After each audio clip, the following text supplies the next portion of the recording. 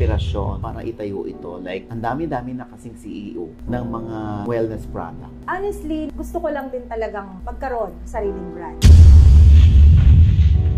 Parang hindi bagay sa akin na magtayo ng skincare brand kasi di naman ako makinis. Parang low-key ka. Samantalang ibang mga CEO, mga nag-aaway-away.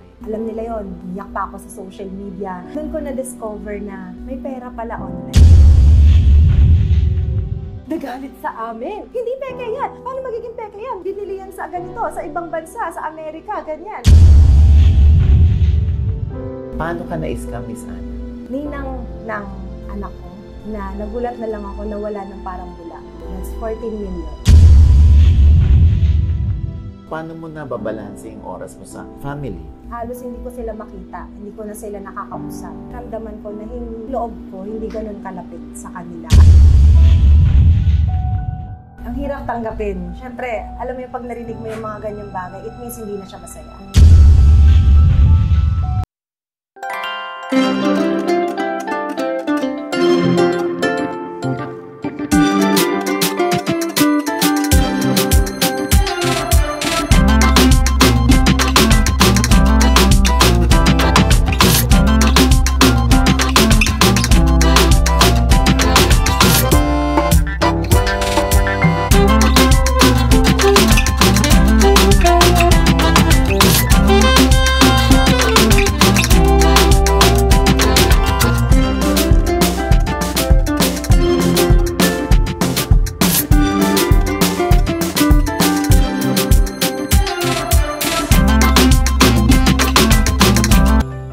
Matapos ng aming tour, kung paano ginagawa ang kanyang produkto, ayan, kaharap na natin ngayon ang mismong founder ng Lux Beauty and Wellness Group.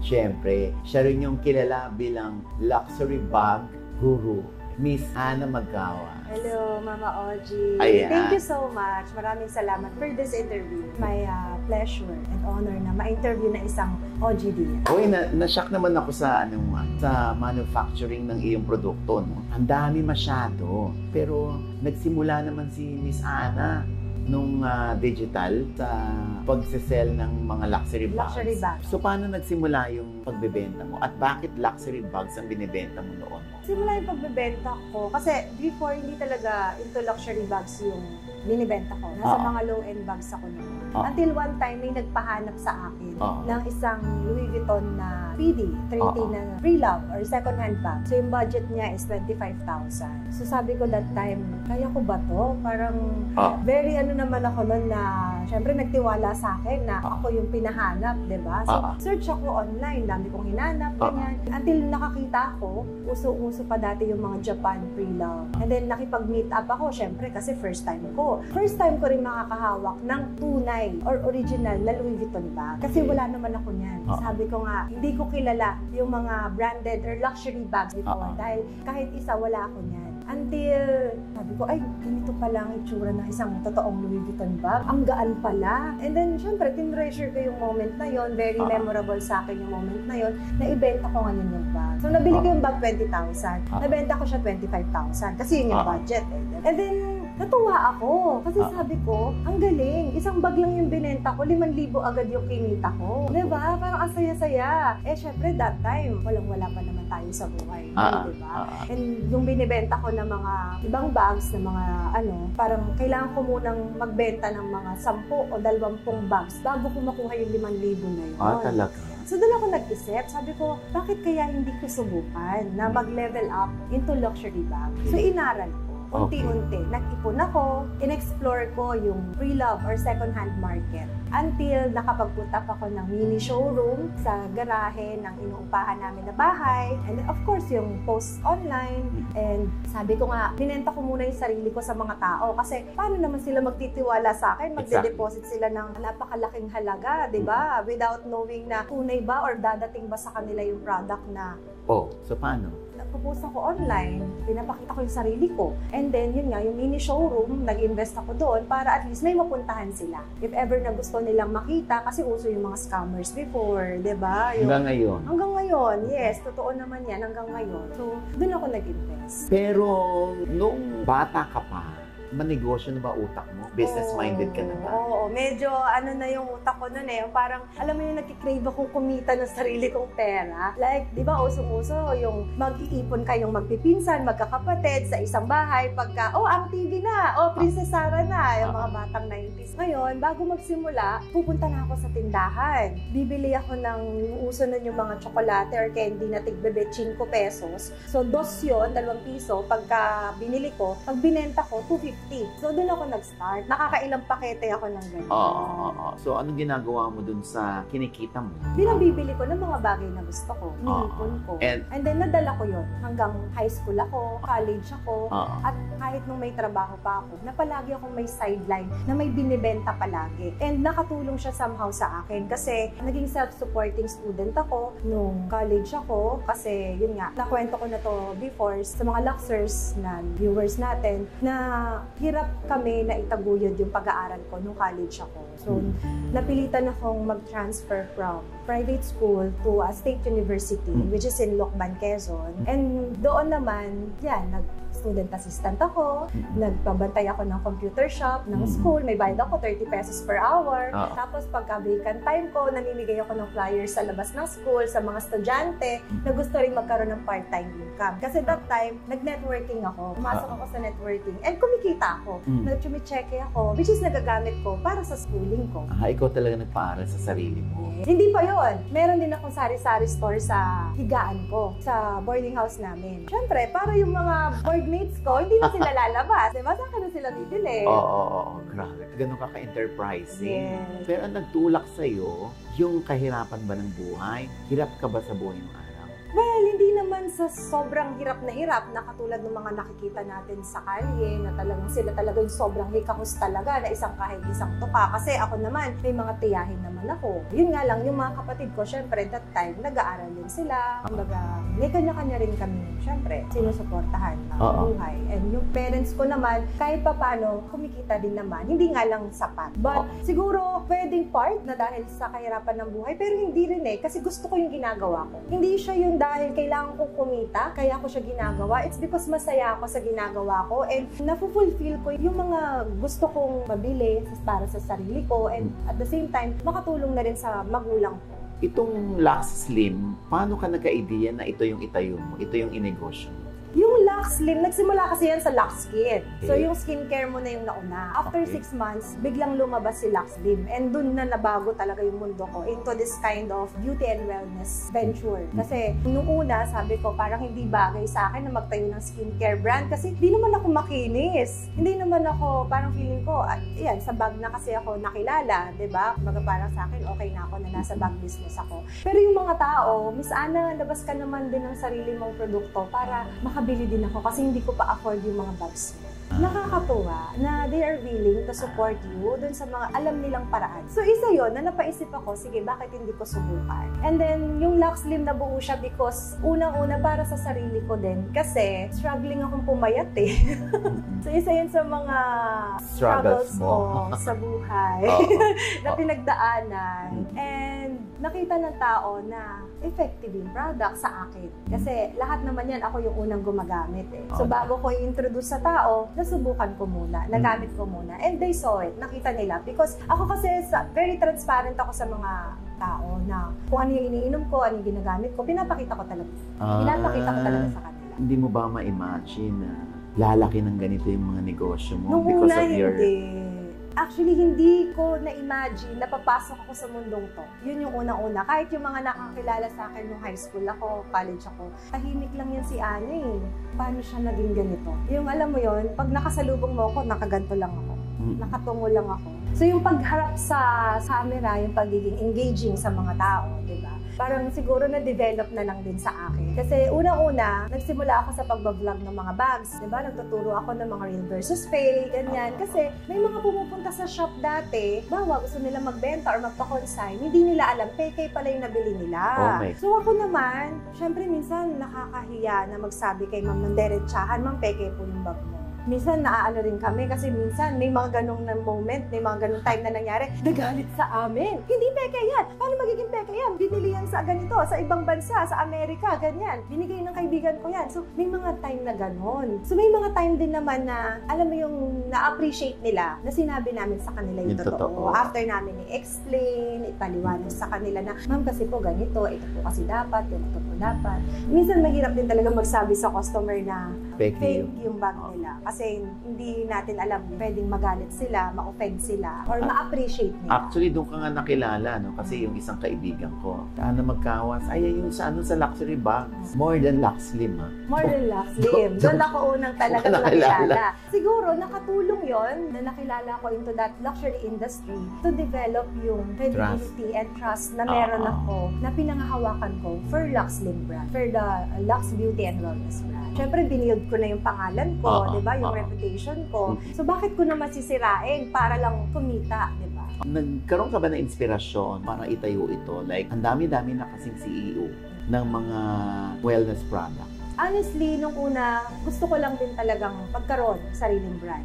Gusto ko lang subukan kung kaya ko ba. Kasi I doubt myself nung una na parang baka hindi ako para dyan. Baka hindi ko kaya. And then pinasok ko siya, sinubukan ko. Alam mo yung nung nakita ko na yung mga distributors na nagtiwala sa'yo, na binibenta din yung produkto mo, natuwa ako kasi ang dami mo palang pwedeng matulungan ng mga tao. Kaya kung mapapansin nung iba, bakit hindi na ako masyado nagla-live ng mga bags, mas na-focus ako dito. Siguro kasi ang dami kong buhay na natutulungan. Alam mo yung mas nagkaroon ng reason or mas nagkaroon ng purpose yung negosyo ko. Na in a way, natutulungan ko yung, of course, yung pamilya ko at yung ibang tao. Bakit ganun si Miss Ana? Bakit? Nung araw ba? Marami ring nakapaligid sa'yo, marami ring nagdaan sa buhay mo na tinulungan ka. Siguro, kasi nga nagsimula naman ako sa wala talaga. And alam ko yung hirap na pinagdaanan kung paano ka makarating sa kung nasan man ako ngayon. So, isang way din para, alam mo yung maibalik ko lang din yung pasasalamat. Isang way ng pasasalamat sa mga tao, kay Lord, na binigay niya sa akin yung blessing na to. So, bakit hindi ko i-share sa iba? Miss Ana, bakit ano ka? Ba't parang low-key ka? Samantalang ibang mga CEO, mga nag-aaway-aaway. Para sa akin kasi nadadaan naman yun sa usapan. Pwedeng pag-usapan kung may hindi pagkakaunawaan, or if ever man, siguro tatahimik lang ako for as long as alam ko naman na hindi totoo. Parang gano'n. Ayoko lang na makilala ako na in a negative way. So, tahimik lang ako, pero syempre, when time comes na medyo naapakan ka na, syempre lalaban din naman tayo. Meron nga lang tamang lugar at tamang panahon para doon. Ano nang na-achieve ni Miss Ana sa negosyo? Well, of course, nandyan yung natupad yung dream house namin. Ayan yung isa talaga sa pinagmamalaki ko. Na yung mga anak ko, kasi 3 na yung anak ko, maliliit pa sila. Na wala na kami dun sa bahay na nagsisiksikan kami. Nailipat ko na sila sa mas magandang bahay, mas malaking bahay na pwede na silang magtakbuhan. At mas ma-enjoy nila yung kabataan nila. At ano pa yung mga naipundar ni Miss Ana dahil sa success ng Luxlim? Well, of course yan. Bahay, sasakyan, may mga other business ventures din naman tayo na pinapasukan, nanganganak naman siya. And masaya din ako na, alam mo yun, nagkakaroon tayo ng madaming kaibigan, ng madaming kakilala. Nami-meet natin yung mga ibang tao na, kasi may kasabihan na okay lang na konti ang kaibigan, basta totoo, di ba? Oo. So, ganun yung iyo. Okay na ako sa konti, basta totoo. Paano mo na ma-manage pati yung personal life mo? Medyo masyado ka nang immersed dito sa negosyo. So, paano mo na babalanse yung oras mo sa family? Kasi natutulungan ako ng asawa ko. Sa totoo lang, sobrang blessed ako na binigay siya sa akin ni Lord. Classmate ko siya nung high school. Mag-classmates din kami nung college. Parehas kaming engineering course yung natapos. So, siya EE, ako ECE. So, may mga subjects na magkaklase kami. And then, parehas din kami taga-Quezon. Hindi nga lang siya kaparehas ko na sanay humarap sa camera. So, siya yung nasa likod ng camera na nakasuporta sa akin. Ako yung naka-front sa business namin. Ako yung mas hands-on sa business namin. Siya naman yung gumagabay sa mga anak namin. Kasi sabi ko nga, aanhin ko yung pera kung watak-watak kami. Kasi naranasan ko na malayo ako sa mga magulang ko. Kasi lumaki ako sa probinsya. Ang mga magulang ko, nagtatrabaho sa Maynila. Umuwi sila once a month. So, alam mo yung naranasan ko, naramdaman ko na yung loob ko, hindi ganun kalapit sa kanila. At ayokong maranasan yun ng mga anak ko sa akin. Oh, so ikaw yung immersed dito. Ikaw yung babad sa negosyo. Nung una, talagang whole day. Halos hindi ko sila makita. Hindi ko na sila nakakausap. Until binago ko. Kasi, yun nga, na-realize ko na hindi tama, hindi dapat. So, nabalanse ko siya na aalis na lang ako sa hapon, unless na lang may mga importanteng lakad sa umaga. So, at least, nakakausap ko sila. Nagkakaroon kami ng bonding, nagkakaroon kami ng moment together. So, yung asawa ko naman, na-explain niya sa mga bata, pag hinahanap ako, nasan si mami. So, yun naman yung maganda. Kumbaga, si B mismo, yung asawa ko mismo, parang binibuild up niya ako sa mga anak ko. Binibuild up niya ako sa mga anak namin na hindi mabago yung tingin nila sa akin kahit wala ako sa bahay. So, when you say that nasa bahay siya palagi, nag-quit siya sa job niya? Oo. Oh. Nagsakripisyo siya. Imagine, siya, quality control engineer sa isang construction firm, and he sacrificed his job. So, nag-resign siya at mas pinili niyang alagaan kami pamilya. And at the same time, isa din siya sa nagmo-monitor ng business, like sa mga financial aspects. Kasi hindi ko na kaya tutukan lahat eh. So sa mga technical side, siya naman yun. Pag may mga kailangan na kumipa, encode naman ito palagay sa system. So siya yun. Okay, parang work from home naman siya. More on the technical side siya. Buti hindi kayo nahirapan na mag-usap tungkol dun sa toka ninyo. Siguro parang naramdaman na namin sa isa't isa na kailangan ako dito, siya dito. Nagkaintindihan na kami. And very open naman kami sa isa't isa. At isang rule ko din, na noon pa lang na napag-usapan namin, na mag-away na kami sa lahat ng bagay, wag lang sa pera. Yun yung isa na hindi dapat pag-awayan. So, si husband ngayon, yung parang tumututok sa mga bata, even sa paghatid sa school, pagpiprepare ng Gumigising siya ng maaga to check kung kumpleto yung gamit, bago pumasok, yung uniform, kung okay na ba, ganyan, yung schedules. So siya rin yung sa syempre mag-email ang school. So siya lahat yon. Also pag may assignment, siya lahat yon. So ako naman, masaya ako na ganun siya. Masaya ako na happy din siya sa ginagawa niya. Sana all, sabihin ng mga nanonood. Ang swerte mo naman, Miss Ana. Haba ng hair ko. Sobra kang blessed. Dahil sobra akong blessed. Balansyado lahat. Kasi hindi naman ako magiging Ana magkawas kung wala din siya. Sa bagay. Buti, walang time na nagsabi si husband, pagod na ako, kakaalaga. Ayan yung isa na pinapanalangin ko na wag sanang mangyari. Palagi kong pinagdadasal na sana hindi dumating yung time na mangyari yan. Kasi ang hirap tanggapin. Siyempre, alam mo yung pag narinig mo yung mga ganyang bagay, it means hindi na siya masaya. It means parang ginigive up mo na yung pamilya natin. Do you still have time with your husband? Of course. I make time. Kahit madaling araw, ginagawa ko yan. Yung role ko bilang asawa, hindi ko nakakalimutan. Pagod man ako, gagawa ko ng oras para sa kanya. At sa mga bata, syempre. So, yun naman din. Kumbaga, alam ko rin naman yung priority ko when it comes to my family. Especially kung halimbawa, may mga PTC meeting, yung kailangan ka sa school nila, or yung mga sasabitan sila, recognition day. So, nandun ako. Hindi ko pinapalampas yung mga yon. Also, yung pagkakausapin yung teacher regarding sa kumusta na ba yung anak mo sa school, uma-attend ako doon. Ano kaya pwede sabihin ni Miss Ana kapag isang araw sasabihin ni B na okay na ba magbawas ka ng workload?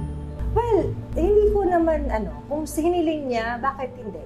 Kung hiniling niya. At least diba ganyan ang utak? Open naman ako. Kasi unang-una sabi ko, hindi ko kailangan ng sobrang daming pera kung malungkot ako or kung kulang-kulang yung pamilya ko or hindi buo yung pamilya.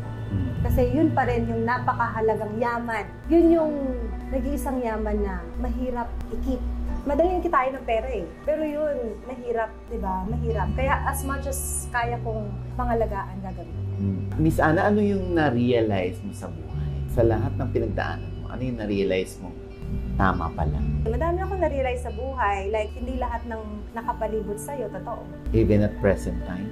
Meron ba sa present? Siguro hindi talaga nawawala. Kailangan mo lang talaga protektahan din yung inner self. Kasi masakit, masaktan. Ang dami kong struggles sa buhay, ang dami kong failures, downfall na napagdaanan, scams. Alam nila yon. Iyak pa ako sa social media, dala ng bugso ng damdamin dahil sa mga napagdaanan nating sakit noon. Kasi ako pag naging kaibigan mo ako. Kahit busy ako, pupuntahan kita. Nandyan ako para sa'yo. Pero pag nakaramdam ako ng may something or ng iba, yun na yung medyo lumalayo ako.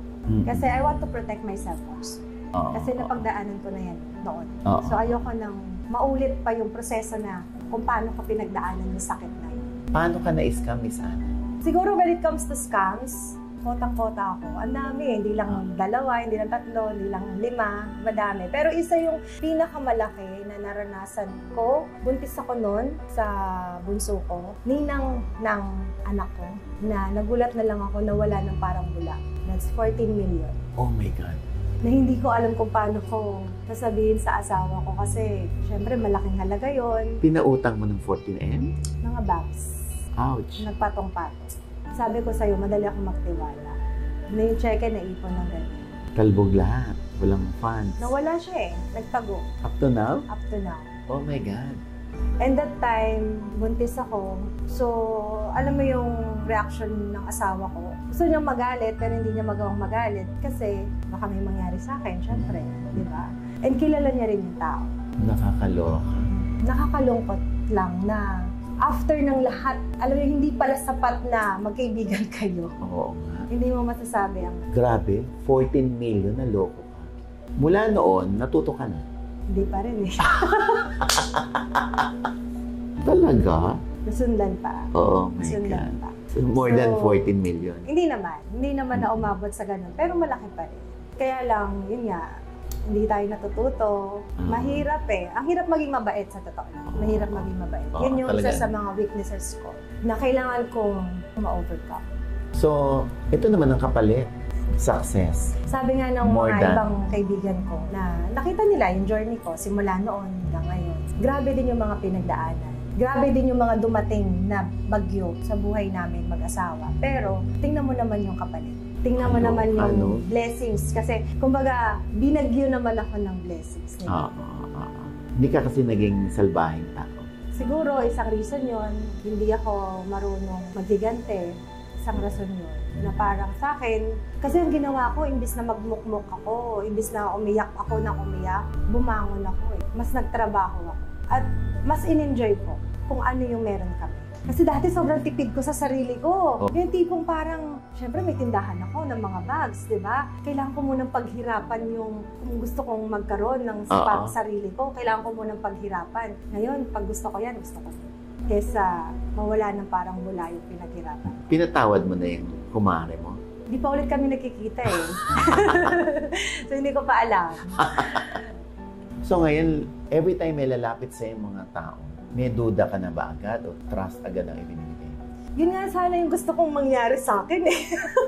Magkaroon ako ng trust issue. Yung tipong, madali kasi ako magtiwala. Yun yung problema sa akin. Madali ako ma-fall sa mga kaibigan, sa mga tao na nagpapakita ng maganda sa'yo. Yun yung isa sa kahinaan ko. Meron ka bang tip na gustong ibigay sa ating mga netizen? Nakilala naman ako sa online world. And doon din naman ako nagsimula na magbenta. Sabi ko nga, yung mga sideline ko noon, pinopost ko online. And doon ko na-discover na may pera pala online. Doon ako nakakabenta ng mga bags, ng mga sabon, ng mga pabango.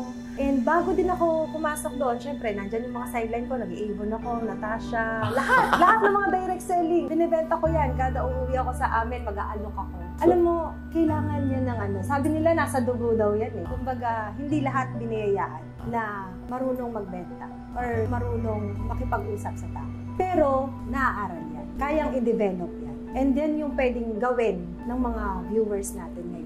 Kasi, syempre madami dyan.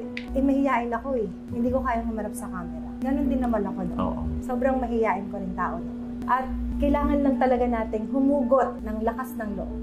At alam mo yun, parang pagdasal na, kaya ko to, kaya ko to. Magdasal ka kay Lord, kaya mo yan. Magugulat ka na lang na, ay, oo nga, kaya ko pala. Magugulat ka na lang. And kailangan honest ka sa mga produkto na binibenta mo. Kasi digital ang karma. Ayoko mag-overpromise, palagi ko sinasabi yan. Kung ano yung sasabihin ko sa'yo, kasi yun yung totoo. Ayoko magsasabi ng kabaliktaran ng pwede mong maranasan or ng pwede mong makuha. Doon na yun susunod na yun. Siyempre, pagka totoo lang lahat ng lumalabas sa bibig mo, pagkakatiwalaan ka ng mga tao. And yun yung isa na siguro natutunan ko rin sa buhay ko na nakatulong sa akin.